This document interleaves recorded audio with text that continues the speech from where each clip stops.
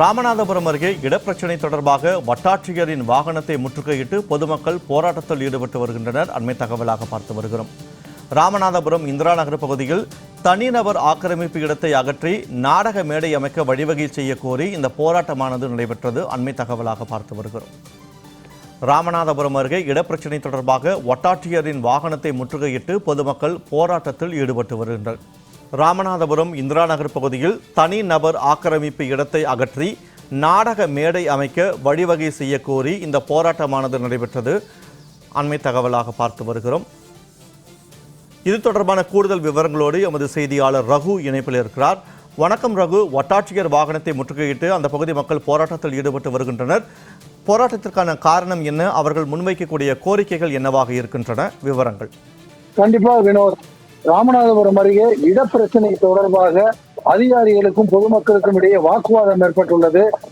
வட்டாட்சியரின் வாகனத்தை முற்றுகையிட்டு பொதுமக்கள் போராட்டம் நடத்தி வருவதால் அந்த பகுதியில் பரபரப்பு நிலவி வருகிறது. ராமநாதபுரம் அருகே இந்திரா நகர் பகுதியில் 300க்கும் மேற்பட்ட குடும்பங்கள் வசித்து வருகின்றன. இந்த நிலையில் அந்த பகுதியில் உள்ள முத்துமாரியம்மன் ஆலயத்திற்கு சொந்தமான இடத்தை அந்த பகுதியில் வசிக்கக்கூடிய ஒருவர் ஆக்கிரமித்து கடை கட்டி இருப்பதாக கூறப்படுகிறது.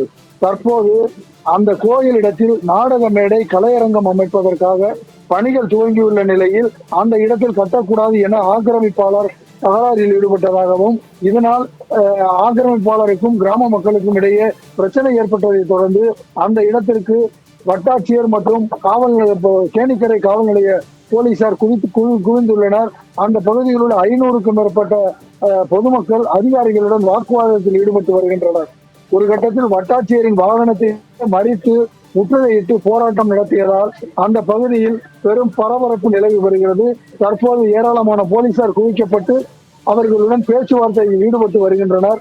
ஆக்கிரமிக்கப்பட்ட இடத்தை அகற்றி நாடக மேடை கட்டுவதற்கு வழிவகை செய்து தர வேண்டும் என கூறி தற்போது கோவில் முன்பு அமர்ந்து தர்ணாவில் ஈடுபட்டு வருகின்றனர். வினோத், அண்மை தகவல்களுக்கு நன்றி ரகு.